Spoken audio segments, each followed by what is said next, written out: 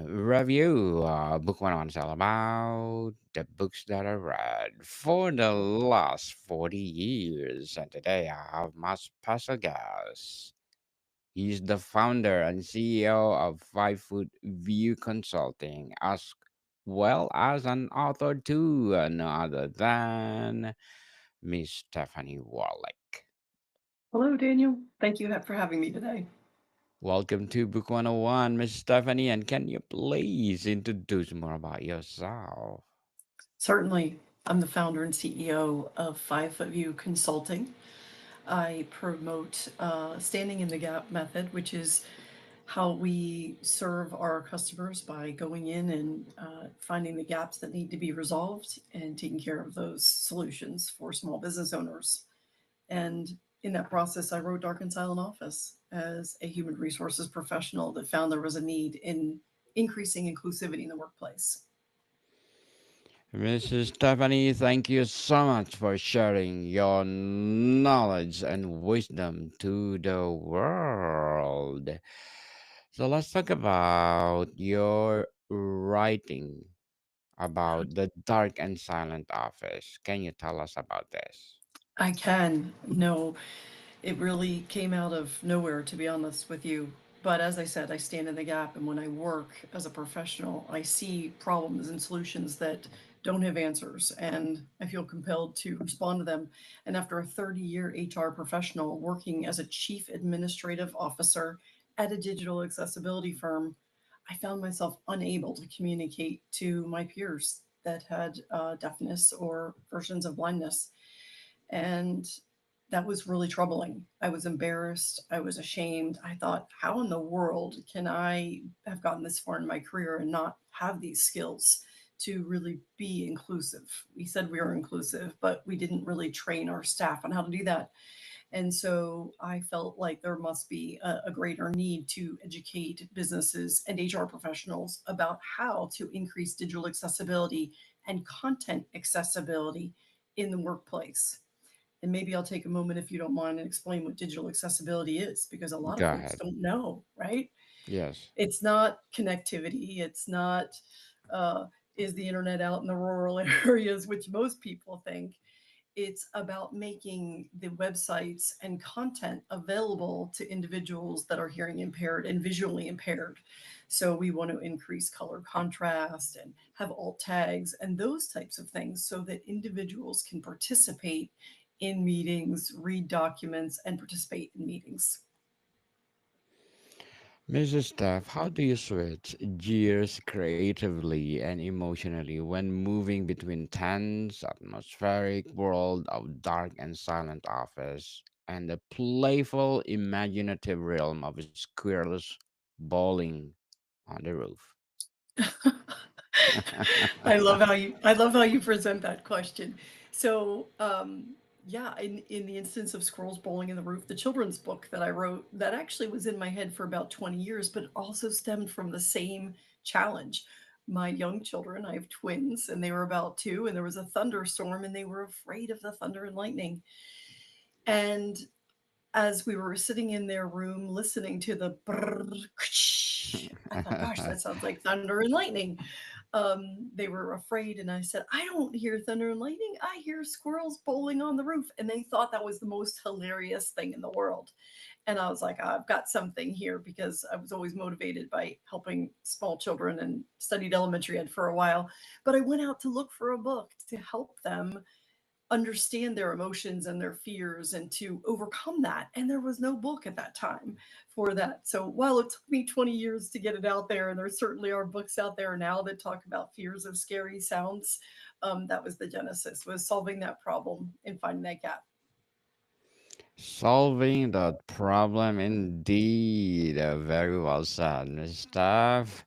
And what core human experiences or emotions do you hope to connect with both your adult thriller, or is it a thriller or self-help book, I think, right?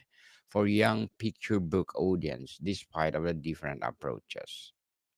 Yeah, it is considered a self-help, the children's book, but really guided by parents, helping children to really navigate their emotions. What emotions am I trying to, I mean, really confidence for the small for the children's book, it's confidence. It's about using your imagination to overcome your fears, and certainly adults can um, benefit from that thinking as well, right? It's mind over matter. It's mindset. In Dark and Silent Office, I want to engage folks in responsibility and empathy. I don't feel that individuals with disabilities should walk around always having to find the accommodations so that they can fit into the world. If everybody takes a personal responsibility to just say, I can be more inclusive. It costs very little. It takes very little effort. And I don't need technical skills to be inclusive. Why wouldn't I just do that to make the workplace better for everyone? So, empathy, really, and responsibility. Totally agree with you, Miss Stephanie. How's working on one book ever unexpectedly influenced the tone, themes, or approach you took with each other? I, gosh, that is a tough question, Daniel. I don't think anyone's ever asked me that. And I do a lot of podcasts about these books. That's a great one. Um, I want to think about that, and I'm going to come back to you. Let's go to your next question because I don't want to. I really that's a really profound question, and I don't want to get that wrong. Yes, indeed. So the dark and the silent office setting feels like character itself. What inspired this specific, potentially oppressive environment, and how this fueled the story suspense? Well, there is no suspense really in this particular book, Dark and Silent Office. It is laid out to be an easy read, a guidebook, almost in checklist form. I have ADHD as well, so I'm one of those folks that's neurodivergent, and I created it for someone like me that doesn't get overwhelmed by a big manual that says, "Oh my gosh, where am I going to begin in actually applying this? I want to be better, but I don't know where to begin." So it's a very quick, easy read so that folks can just flip to any chapter and say, I can understand in basically 30 seconds how to be more inclusive. And that was really important to me as I wrote the book, that it becomes a guidebook and it can sit at someone's desk. Certainly, it is available electronically as well and in audiobook form for individuals who process differently. But it's really an easy, quick read. So not much suspense, just ready and available so that someone can take action immediately. Yes, implement very fast. Dark and Silent Office is a very evocative title. What does encapsulate for you about book's core essence? Yeah, so Dark and Silent Office is what I imagine it is like to be someone who is deaf or blind in the office. And the cover does portray not only high color contrast, but the American Sign Language symbols for each letter, um, an image or graphic of what appears to be Braille. It is not actually in Braille form on the book cover, um, but it is, as you alluded to, it's evoking an emotion of wow, this is the real world for some people. Um, Real world indeed. Mrs. Steph, let's talk about squirrels bowling on the roof. On the roof, sorry. What was the initial sparks of inspiration of squirrels bowling on the roof? Did it come from observing squirrels or a child question or pure imagination? it was the girls, my twins, about 18 months, 2 years old, just being really afraid of the thunderstorm that was occurring on our very old house and roof, and needing to calm them down. And the imagination did spark, although I understand now that I have written the book that lots of people have called thunder and lightning storms, God bowling or squirrels bowling. I've heard other people say that now, but to me, it was a new concept when I created it, and I actually took several scary noises that children are typically afraid of and applied them throughout the book so that there could be um, uh this use of imagination to come up with something funny. Writing for children requires specific kind of magic. How do you tap into that sense of wonder, playfulness, and simple joy to create a story like this? I think in this instance that the images and the illustrations are a huge part. For this age reader of about 3 to 8, the illustrations really help the children. Although the lettering is simple, it was used with the modeling of handwriting without tears lettering that helps young children. The words are very simple and repetitive to help an early reader. But really, it was the illustrations, and I was so grateful to find the illustrator Lorenzo Dimitri, who was able to take the images that were in my head for 20 years and get them down on paper. So I wanted them to be whimsical but realistic, so that the children could apply them and say that actually does look like the animals that I have seen out there, or that does look like the dump truck that's out there that has that scary noise. Picture books thrive on rhythm and being read aloud. How conscious were you of sounds, pacing, and lyrical quality in the text? A I spent a squirrel lot of time on bowling that. on the roof. Yeah, I spent a lot of time on that. Yes, Again, as an definitely. elementary ed teacher, it was really important to me. It was really important to me that we had easy words, repetitive words. That I also have guidance. That's right. There's the cover. Um, I had guidance for parents in the back of the book about the lettering. Again, I use handwriting without tears lettering.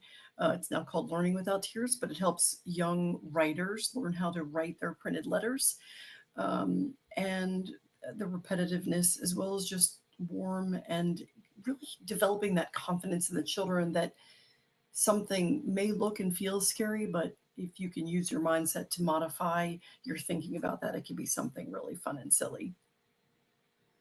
Picture books are partnership between author and illustrator. Miss Stephanie, what was a collaboration process like?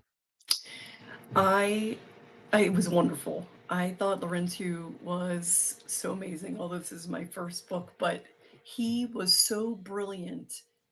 I had very little, I have no art skills, first of all. So I had this very strong concept in my head of what I wanted it to look like. I hired several artists to draw the cover and come back to me, and he nailed it. It's exactly what I had in mind. As I said, it was very whimsical, but also realistic. Those look like squirrels, but gosh, do squirrels really wear bowling shirts? No, they don't. And do acorns really have holes that look like bowling balls? No, they don't. But the children, it was close enough that they could apply that, and there are several characters in the book that are easily transferable, again whimsical, um but but but realistic. The little girl in the book was modeled after a family member who was having some health problems, and actually really interestingly and fun for me in writing this book, there are features within the book on each page where I embedded aspects of my family and things that were important to them. So, for instance, the 3 colors of jerseys that are on the front cover are all the universities that my husband and I or my girls went to, the colors of those schools. And that was a lot of fun to embed those little features throughout the book that no one would really know what they mean, except when you go through them, those individuals know, oh, that was a shout out to them. Yes, indeed. Shout out to them. Mrs. Staff, did you find any surprising similarities in the process of writing these two very different books? Hmm. Gosh, you have really great questions. I can tell you do this a lot. Was there any similarity? Um, they're so different that I don't know that the actual, except for the technical steps that you have to go through, the actual process for me was very different. The technical steps are very much the same. Certainly, having illustrations in the children's book was a much more in depth process. That's probably the biggest difference, where there were very few illustrations or no illustrations in Dark and Silent Office outside of the cover. Um, I think that was the greatest part. That I think that the illustrations on the children's book are the most critical piece. Very well said, Mrs. Stephanie. Beautifully articulated. What was the biggest challenge in writing each book? Getting over my own fears of failure. That one's an easy question. You know, when you have an idea in your head that you love and you really you give birth to it, right? You Yes. want the world to love it as much as you do, and it comes from your mind and your heart and your knowledge and your information sharing, and you want to give something to the world. Every time an author puts something out, you're putting something out there because you want it to go out into the world and be accepted. And that fear of failure and acceptance of those books and hoping people see the beauty of it that you do, is scary. But fortunately, with technology, and I self-published both of my books. You know, if I knew that in the end, if there was a typo that I missed, that all the editors missed, that anything like that, we can, we can go to reprint pretty easily and change that. So, it's just overcoming that self doubt. In my opinion, that was it. And I'm ready for the next books. I've got three children's books lined up and my next business book that I've been working on. It's a little delayed because work has been busy, but I'm excited for the next ones also. Congratulations, Mrs. Steph, and looking forward for more and more and more empowering books like this to come. As the founder and CEO of 5 Foot View Consulting and as an author too, what are your short-term and long-term goals? Yeah. So the for my business, 5 Foot View Consulting, I serve as a fractional COO and Chief Human Resources Officer. So um, my immediate goals right now are always to bring in new clients that I support small businesses in their everyday tactical operations. I those contracts are relatively short, 6 to 10 months typically until I get companies rolling. Long term, again, I'd love to continue to grow that business, but as I said, I have another book called Owner Mindset that I'm writing about. I'm super excited about that. I feel like in the end, that's the culmination of all my life's work. And the next sets of children's books, and these are fun. I mean, I do it for fun. I do book fairs and sell them at some local bookstores on consignment. And I just have fun with it. I love the positive feedback that comes from it and the joy that I see in children's faces. Good luck to your goals, Miss Stephanie. And what is your piece of advice for those people out there want to be an author or to be have their own business like you? Well, I do think overcoming fear and just going for it is the number one challenge. And it's been said so many times in so many ways, but you miss all the shots you don't take, right? So Yes. I really truly believe that just doing it and getting it done and putting it out there and not having that fear of failure is critical. And the joy that comes from it is really profound. Just do it, people. Just do it. And stop procrastinating. If you have the That's right. passion to write, to establish your own business, go for it. Share to the world, just like Miss Stephanie. How does the anticipated reaction of your audience, like adult seeking people, as well as your children's book, shape your writing choices for each genre? I I should be reaching out and looking out and where the need and the interest is. That is the guidance. If you want your book to sell, go write what other people want to hear about. I am not able to do that directly. While I do try and embed what people want to hear in my books, they're so from my heart, that it really kind of comes from inside me and what I have experienced. And it's really, there's a story in each one of my books. And typically they are about solving a problem. So hopefully, they are problems that I have experienced in the workplace or in life that needed to be solved. So hopefully, other people have experienced those challenges as well and find value in it. But my motivation really is what comes from my heart and my mind in terms of a need that's out there. What brings you most satisfaction or unique joy when you think about each book being out in the world and impacting its respective readers? Yeah, I love getting feedback from individuals when they read Dark and Silent Office or when I do a speaking engagement and people walk up to me and say, I've been in business for 20 years and I had no idea. I just learned things that I can apply today to be more inclusive. And that feels so good. I mean, it's really very simple concepts, but most of us aren't educated on how to be inclusive or about digital accessibility or content accessibility. They're very basic fundamental skills that actually should be taught in our schools, and they're not. And then for the children's books, I mean, I see kids just jumping around like squirrels bowling or acting out the characters and mimicking the noises. And I just love little people and seeing that play out, that joy in their face, and hope that, when you think about that little person in us that maybe had a fear, being able to apply this mindset guidance of just change your mind about it and think of something funny to get through it, is really very heartwarming. Indeed, and again, congratulations for sharing your knowledge to the world. That's exploring these two extremes make you want to delve deeper into one genre, or are you excited to continue bouncing between different creative worlds? Yeah, well, my ADD is going to keep me bouncing. I definitely have, For I sure. definitely have ideas in both, and the ideas just come. At some point earlier in our conversation, you also asked me about my inspiration, and the truth is that there have been times in my life where I had zero creativity.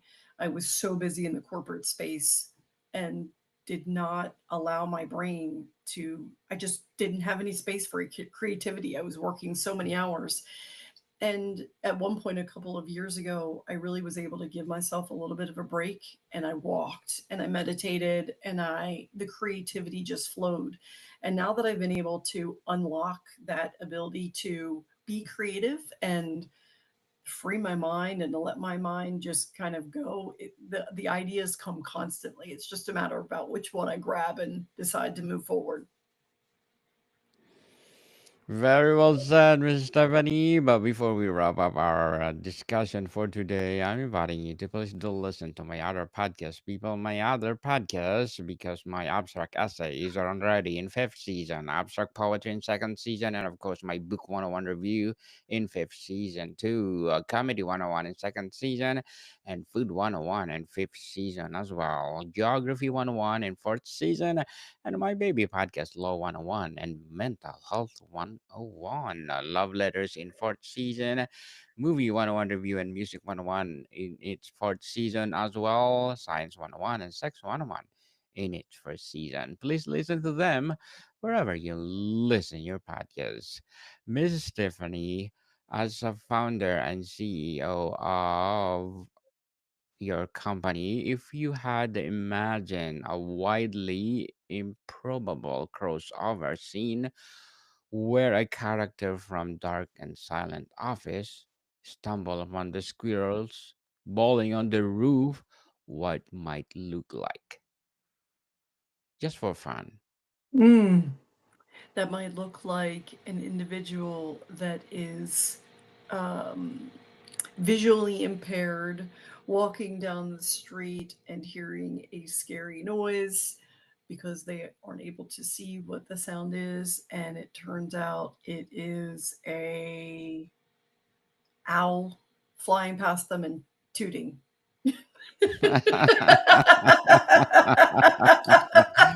Very well done, Miss Stephanie. Very well done. And thank you so much for sharing your knowledge and wisdom to the world. So, can you please invite our listeners to support your advocacy, your business, as well as your books? Thank you. Yes, I can be found at stephaniewarlick.com. And my other consulting business is fivefootview.com. I'd be Y- happy to help anyone that is interested in moving forward in their book career, give them the guidance or support that is needed. Yes, people, let's support Miss Stephanie Warlick because if you support her, more and more and more empowering books to come, more and more empowering business to come. So, Miss Stephanie, thank you so much for your time. Thank you, Daniel. It was a pleasure being with you. More to come, people. See you soon.